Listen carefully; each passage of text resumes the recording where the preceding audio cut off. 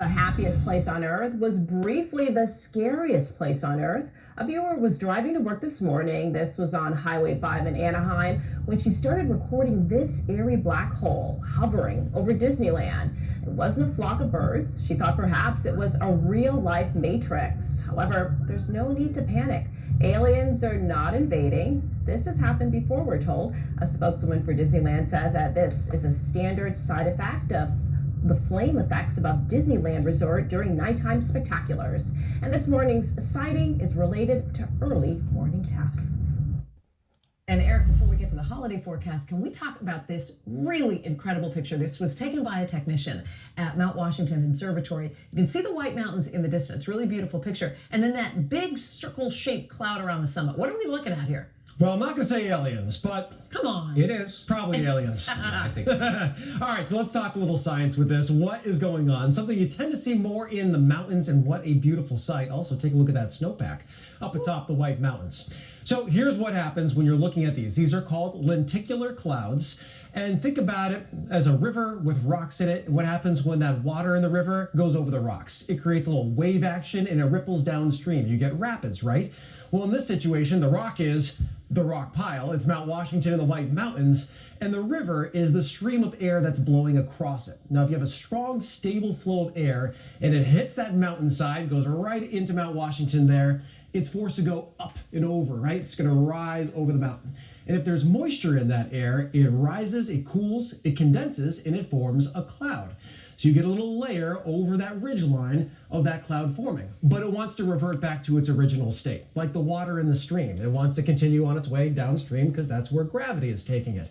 Well, it's the same situation here. Once it starts to move past that, it rises, it sinks, it warms up, and then it evaporates on the other side. So you don't see that cloud extending. But these ripples can go downstream. So if the wind is out of the west, say, then farther off to the east, you might see a few more of these lenticular clouds that are down the road. But always an amazing sight at Mount Washington Observatory. What a view. Home of the world's worst weather.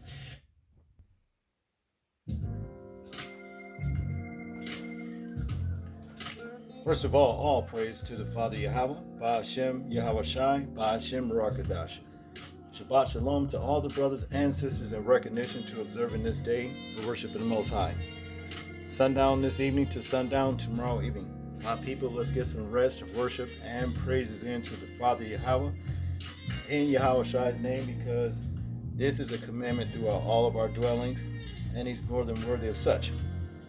We are living in these fascinating end times where we are seeing that the Most High's Word, which is called the Bible, sent to the people of the book, the Israelites, the descendants, which is us, is fulfilling itself in epic proportions, okay?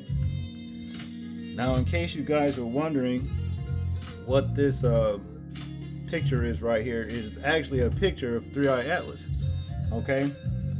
And I came across a video where a guy was talking about this picture right here, saying that it actually favors the sight of a sword, okay?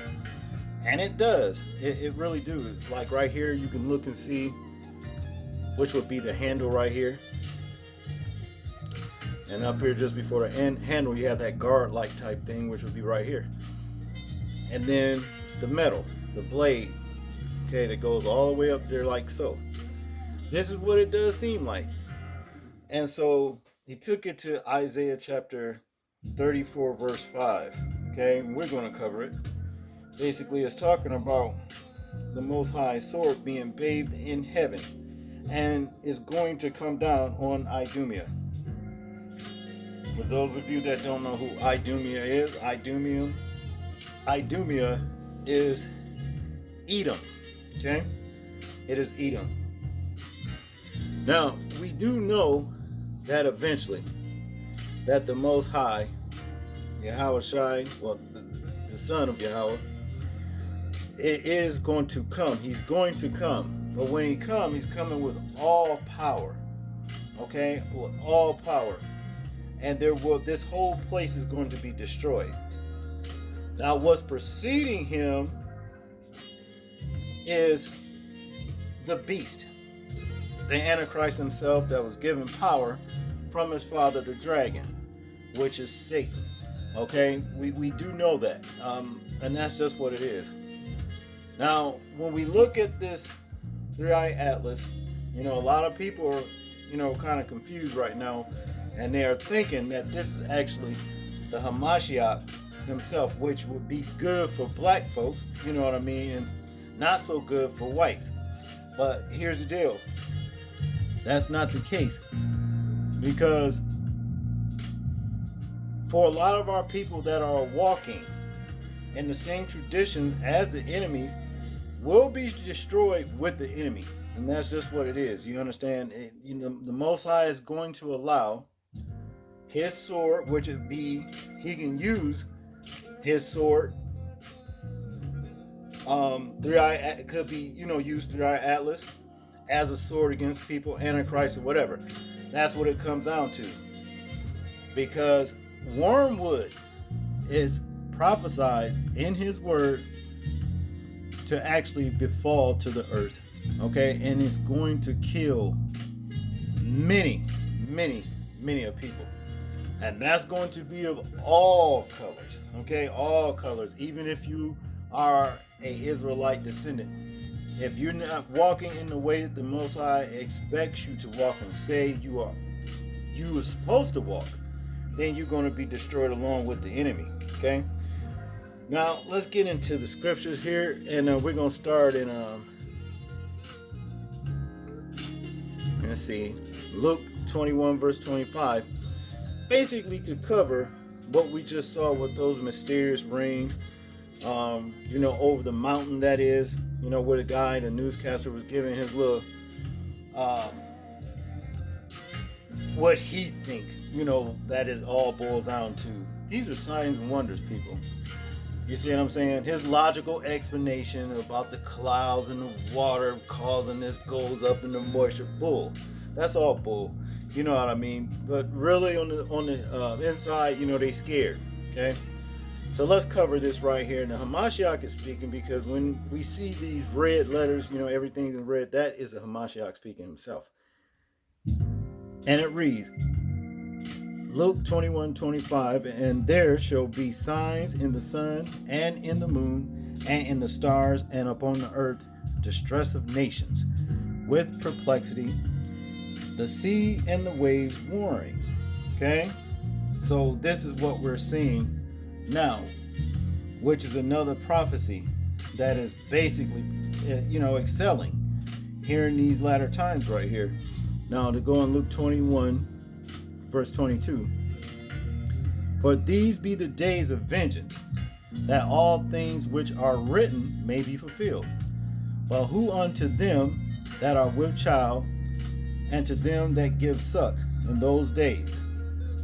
Now, it is said that basically those are with child, okay, and they give suck in his days, is basically giving birth or suck to the child of the beast, basically nursing alone his rule. Okay, basically that's supposed to translate to, if you get what I'm saying. To continue in those days, okay, for there shall be great distress in the land, and wrath upon this people, and they shall fall by the edge of the sword, and shall be led away captive into all nations, and Jerusalem shall be trodden down of the Gentiles until the time of the Gentiles be fulfilled. This happened to our ancestors, okay? But now it's coming up on the time that the Gentiles' time is starting to be fulfilled, okay? So we basically covered from the beginning of when all of this was going to happen, when our people went into captivity, okay, by the Gentiles. But like I said, we're coming up on this time where we are in now, where the Gentiles' time is starting to be fulfilled. And verse 25 reads, which we are seeing, and there shall be signs in the sun and in the moon and in the stars, and upon the earth distress of nations, with perplexity, the sea and the waves roaring, men's heart failing them for fear, and looking after those things which are coming on the earth. for the power of heaven shall be shaken. And then shall they see the Son of Man coming in a cloud with power and great glory. And when these things begin to come to pass, then look up and lift up your head, for your redemption draweth nigh. Okay, which means near. Okay, well, we're seeing all of these things happen, but we have yet to see the Son of Man, which is the Hamashiach, coming in the clouds. 3iAtlas is not him. Okay, now we're going to get into Wormwood, and what here over in Proverbs chapter 5 verse 4, where it's talking about a promiscuous woman and warning a man about a promiscuous woman. Okay, let's just say that. And it reads, but her end is bitter as wormwood, sharp as a two-edged sword. This is what's going to happen to a promiscuous woman. You see, this is what her end is going to be. But look what is compared to. Her end is compared to wormwood. And what does it say? Sharp as a two-edged sword. Okay? Go back over here. Ain't that's what this? Don't this look like that? So I said this before about 3iAtlas being wormwood, and now it's showing itself as a two-edged sword when you kind of look at it. You see what I mean? So to me, there's no doubt that 3iAtlas is actually wormwood coming to the earth to do what the Most High prophesies for it to do, and to bring judgment and bitterness up on this earth. Okay, and that's basically what it all boils down to. Okay, and let's go down. It says here, Proverbs chapter 5 verse 1, my son, attend unto my wisdom, and bow thine ear to my understanding, that thou mayest regard discretion, and that thy lips may keep knowledge. For the lips of a strange woman drop as an honeycomb, and her mouth is smoother than oil. But her end is bitter as wormwood, sharp as a two-edged sword. Her feet go down to death. Her steps take hold on hell, lest thou shouldest ponder the path of life. Her ways are movable, that thou canst not know them. Okay? Hear me now, therefore, O ye children, and depart not from thy words, from the words of my mouth. Okay? This is what it's talking about with a promiscuous woman and other philosophies of religion. Okay? It's the same thing. You can compare the two. But what is it? Those things, both of those are the woman and these other religions have in common. Wormwood, the two-edged sword. Okay, that's basically what it boils down to. Now, to liken wormwood and the Most High sword being bathed in heaven, okay, coming down on Idumea. This is what we're finna talk about. It all still leads with this sword thing, the Most High sword, wormwood, which 3iAtlas is starting to look like both. Okay, and that's basically what it boils down to. It all boils down to destruction and vengeance that the Most High is sending to this earth before his coming, before he just go ahead and just destroy it all together, and all the inhabitants therein that's not saved. Okay, now here in Isaiah 34 verse, we're gonna start here in 1. Come near, ye nations, to hear, and hearken, ye people, let the earth hear, and all that is therein, the world and all things that come forth of it. For the indignation of the Lord is upon all nations, and his fury upon all their armies. He have utterly destroyed them, he have delivered them to the slaughter. Their slain also shall be cast out, and their stink shall come up out of their carcasses, and the mountains shall be melted with their blood. And all the host of heaven shall be dissolved, and the heavens shall be rolled together as a scroll, and all their hosts shall fall down as the leaf falleth off from the vine, and as a falling fig from the fig tree. For my sword shall be bathed in heaven. Behold, it shall come down upon Idumea, and upon the people of my curse, to judgment.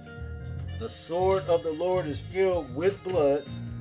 It is made fat with fatness, and with the blood of lambs and goats, with the fat of the kidneys of the rams. For the Lord hath a sacrifice in Basra, and a great slaughter in the land of Idumea. Okay? And the unicorns shall come down with them, and the bullocks with the bulls, and their land shall be soaked with blood, and their dust made fat with fatness.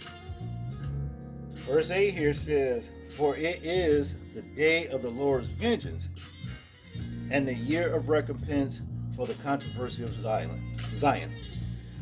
Controversy of Zion, all right. Now you know who the controversy, or what the controversy of Zion is. First of all, let's talk about who Zion is.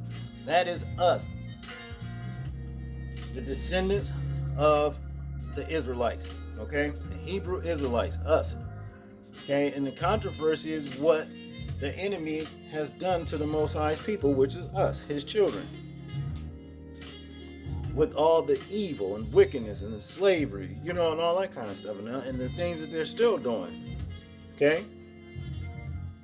What the enemy is known for doing: rape, robbing, pillaging, killing, okay? That's what he's known for doing, and that's the controversy. All of these things is going to come up on Idumea, all right? Again, this does not negate those rogue wild branches, you know, that has departed from the Most High, you know, his people, to go over with the enemy. That does not negate their destruction just because they're Israel. They will be destroyed along with him. Well, with Idumea, that is. Okay? That's what it is. Now, over in Amos, verse 5 and 7. See, here's the deals, like I said.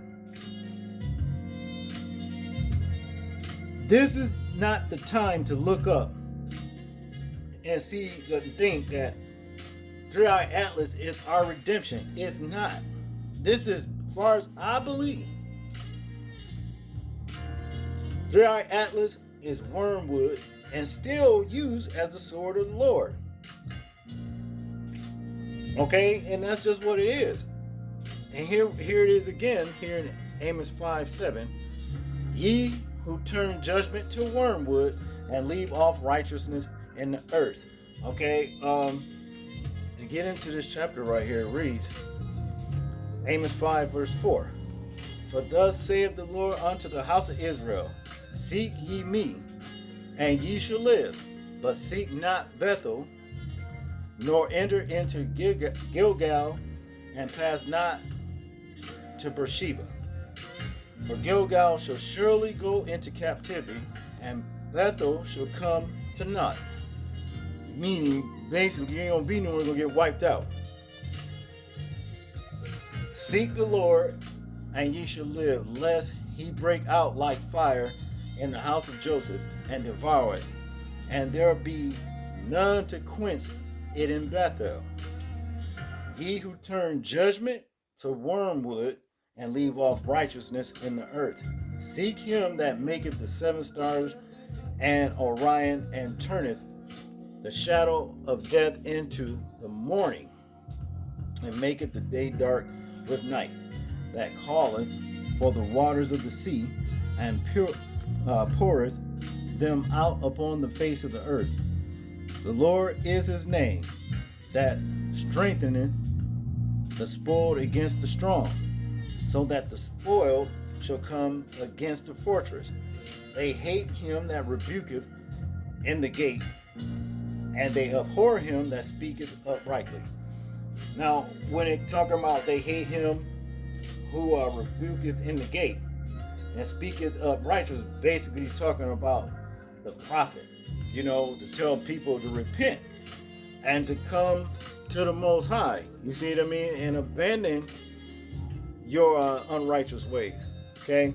And that's what it boils down to. People hate that. They don't want to hear that, but here's the deal. Your judgment is going to be wormwood, okay? And the righteousness is going to be left off in the earth. In other words, they're not going to be affected. What you're going to be affected with if you don't repent, for those who don't believe the Most High's word. This is no joke. They think the Most High is a joke, and you can argue back, live a certain lifestyle, you know what I'm saying, that goes against the nature itself. Basically, is abomination. And then say, well, he made me that way. No, he didn't make you that way. You chose to be that way. You see what I mean? Things like that, for example. You better repent. Turn your back on that abominable lifestyle before wormwood befalls you. Basically, again, is the sword of the Lord. Okay? Now, here we're going to go over here in Revelations. And we're going to start here in chapter 8, verse 1. This right here, I'm telling you, people, is the cap to 3iAtlas being the sword of the Most High, which is wormwood. Okay? Now, verse 1 reads, and when he had opened the seventh seal, there was silence in heaven about the space of a half an hour. And I saw the seventh angel, which stood before Yahweh, and to them were given 7 trumpets.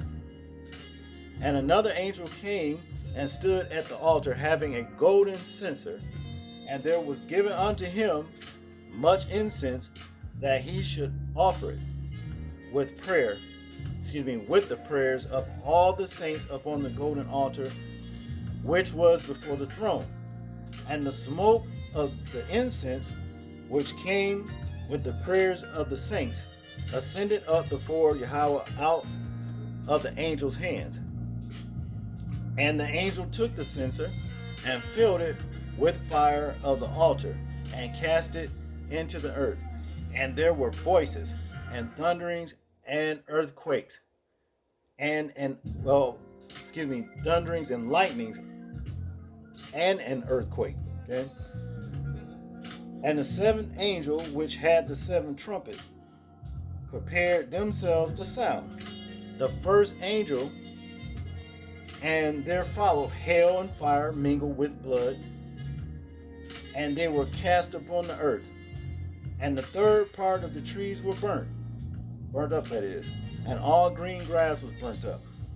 And the second angel sounded, and as it were a great mountain burning with fire was cast into the sea. And the third part of the sea became blood. And the third part of the creatures which were in the sea and had life died. And the third part of the ships were destroyed. Verse 10, and the third part sounded, and there fell a great star from heaven, burning as it were a lamp, and it fell upon the third part of the rivers and upon the fountains of waters. And the name of the star is called Wormwood.